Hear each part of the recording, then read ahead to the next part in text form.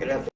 I want to go live today and do a preaching video from the book of Job, chapter number 3, or chapter 2, verse 1 through 13. And what I'm thinking about it,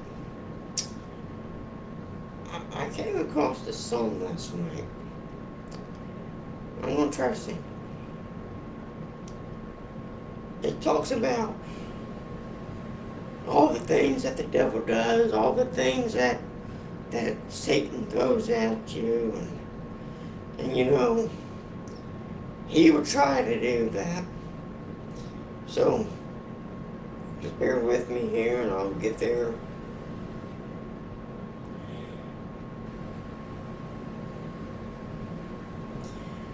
The title is called, I've Got My Foot on the Rock. So here we go. I started out to win this race to serve the Lord, and I looked upon his face, with the ways been long and the ways been rough. But there's one thing not for sure, I've got my mind made up. But there's one thing for sure, I've got my mind made up. I've got my foot on the rock, and my mind is made up. Though I walk through the lonely valley, though I drink from the bitter cup, when the devil comes a knocking, showing me an easier way, I stand right square on my feet, I throw my hands in the air, and I look him straight in the eye. I say my foot's on the rock, and my mind's made up. Now Job was a man who was tempted in every way. The devil took his family, he lay sick night and day. His wife, she came and saying, curse God, you have enough. He said, you talk like a foolish woman, I've got my mind made up. I've got my foot on the rock, and my mind's made up. Though I walk through the lowest valley, though I drink from the bitter cup, when the devil comes a knocking, showing me a easier way, I stand right square on my feet, I throw my hands in the air, I look him straight in the eye, say, my foot's on the rock, and my mind's made up. The devil, he will tempt you, and fill you with strife. He'll make you sick in body, even try to take your life. But put your trust in Jesus and say, Lord, I have enough. The Lord will say, move on, Satan. He's got his mind made up. I've got my foot on the rock, and my mind's made up. Though I walk through the lonely valley, though I drink from the bitter cup, when the devil comes a knocking, showing me an easier way, I stand right square on my feet, I throw my hands in, my head up in the air, I look him straight in the eye, I say my foot's on the rock, and my mind's made up. I'm going to do the one verse again here. Now Job was a man who was tempted in every way. The devil took his family, he lay sick night and day. His wife, she came and saying, curse God, you've had enough. He said, you talk like a foolish woman. I've got my mind made up. I've got my foot on the rock, and my mind's made up. Though I walk through the lonely valley, though I drink from the bitter cup, when the devil comes a knocking, show me a easier way, I stand right square up on my feet, I throw my head in the air, I look him straight in the eye, I say my foot's on the rock, and my mind's made up. Folks, I'm telling you, that's all I'm going to do for today, and then I'll do the preaching here. See, Job, in Job chapter 2, it talks about having your mind made up. It's talking about, having your girds girded up things. And folks, I'm telling you, we need to have our mind made up. We need to have our foot on the rock. We need to have the opportunity that stares us in the face and do what God says. Now, verse number 1 says, again there was a day when the Son of God came to present themselves before the Lord. And Satan came also among them to present himself before the Lord. Now, verse 3. And the Lord said unto Satan, hast thou considered my servant Job, that there is none like him in the earth, a perfect and an upright man, one that feareth God and cheweth evil, and still he holdeth fast his integrity, although thou movest me against him to destroy him without cause. Verse 4, and Satan answered the Lord and said, skin for skin, yea, all that a man hath will he give for his life. And verse 5, but put forth thine hand now, and touch his bone and his flesh, and he will curse thee to thy face. Verse 6, and the Lord said unto Satan, behold, he is in thine hand, but save his life. Verse 7, so went Satan forth from the presence of the Lord, and smote Job with swords and boils from the sole of his foot unto his crown. And he took him a potsherd. Now,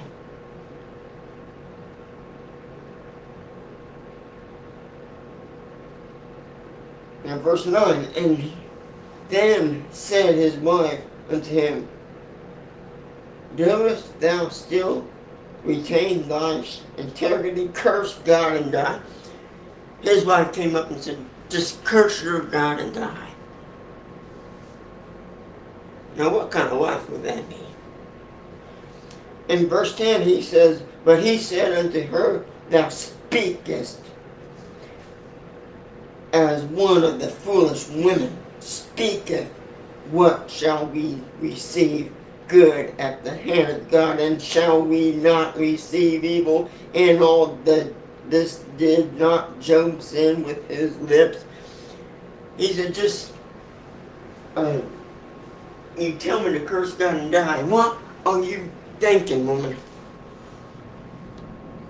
Now verse 11, now when Job's 3 friends heard of all this evil that was come upon him, they came every one from his own place, Eliphaz the Temanite, and Bildad the Sudahite, and Zophar the Nemathite, for they had made an appointment together to come to mourn, with him, and to comfort him.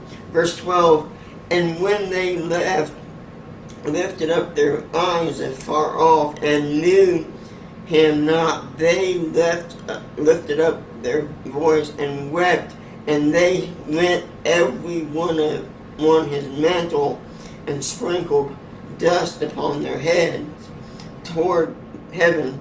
So they sat down with him upon the ground 7 days and 7 nights, and none spake a word unto him, for they saw that his grief was very great. He was sad. He lost everything he had. Just like Ziklag. You know, Job's family Job's finances, Job's opportunity that stared him in the face was gone. Listen, you do what God says. Don't take and let the devil lie to you. Don't let the devil steal the joy that you have, because that's what he will do. John 10:10, the thief cometh not, but to steal, to kill, and destroy. Listen, what can people think? What would people think of all the nonsense, of all the things that come from the Word of God? But I'm telling you, you better take heed to the calling of God. Take heed to the Word of God. If we will just do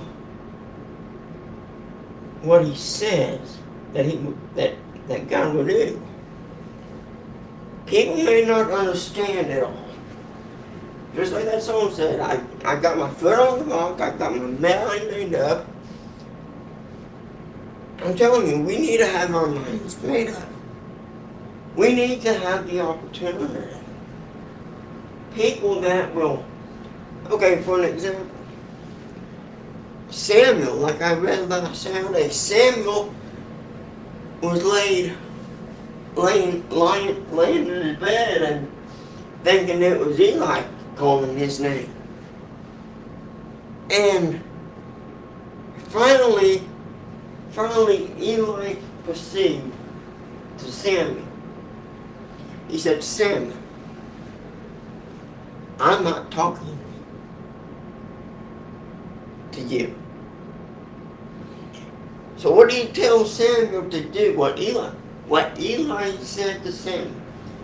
He said, Samuel, I want you to go back to bed.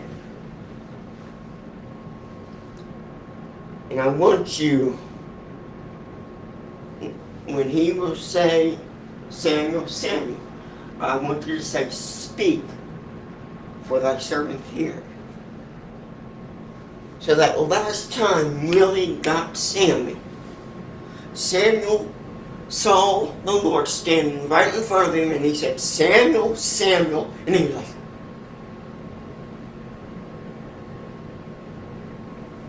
I'm telling you, when God speaks to your heart, don't let all the things just take. Hi, Sister Angie, God bless you. I'll be in Disney World Saturday. Just kidding. We go at it all the time, don't we, Angie? So, we get to this point in our life that says, I want what you've got. I want what God says He will do. I'm telling you, you take the time to excuse me. You take the time to know that God is able, that God will help us in a way. If you will take time to listen and stop the nonsense, stop all the naysayers. Oh, Angie, he says I'm going to be to Legoland in California. Oh, Angie, I'm going to get you. I'm just kidding. Folks, I'm telling you, we do what God says. We be what He has us to be. And we understand what He tells us. But do we think? Do we believe? Do we speak the words of the Word of God? Listen, there are times that we're going to live eternity with the Lord. I'm telling you, you let somebody come into your life and destroy it. That's what the devil does. That's what the enemy does. He steals, he kills, and he destroys. See, if we go to John 10, verse 10, it says, the thief cometh not but to steal, to kill, and to destroy. I am come that they might have life, and that they might have it more abundantly. Listen, God gives us life. He gives us the authority to win souls. He gives us the opportunity to know that it's not about us, it's about Him. It's not about what we do and what we say and what we are planning on doing and all that stuff. Listen, we can do what God says if we will listen. If we will take the time to listen to the Word of God, folks, it's the matter of time that we're living in. He could come right now while we are on live right now. Listen, my people at work and school and stuff, He can come at this very minute. We just need to be ready. We need to be honest and say, Lord, I'm willingly and honestly going to do what You've called me to do. People that try their best to do what God says. I'm telling you, let God speak to your heart. Let God speak to your mind. This good old King James Bible right here speaks to our hearts in a mighty way. We take this Bible and preach it. This is what preachers need to be preaching today. Hear me out. This is what preachers need to be getting into the Word of God and preaching. Listen, it don't matter what we do for ourselves, but what we do for God is opening the Word of God and saying, this is what you need to be doing. This is what I need to be doing. Listen, the Word of God, I can take it to John 1, verse 1, where it says, in the beginning was the Word, and the Word was God, and the Word was with God. Listen. And He says, you got to be ready, so don't miss out on this, on His returning. Absolutely, Angie. Don't miss out the opportunity and His returning. He could come anytime.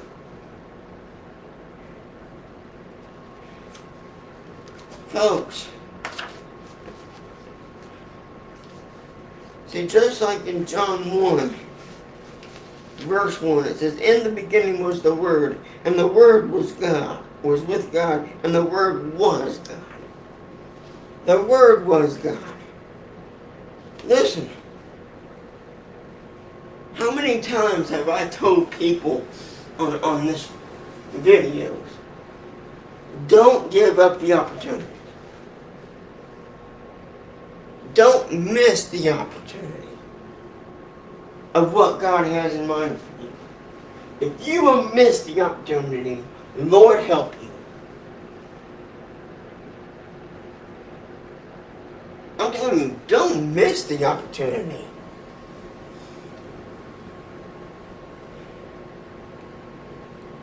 Folks, it's the matter of time that we're living in.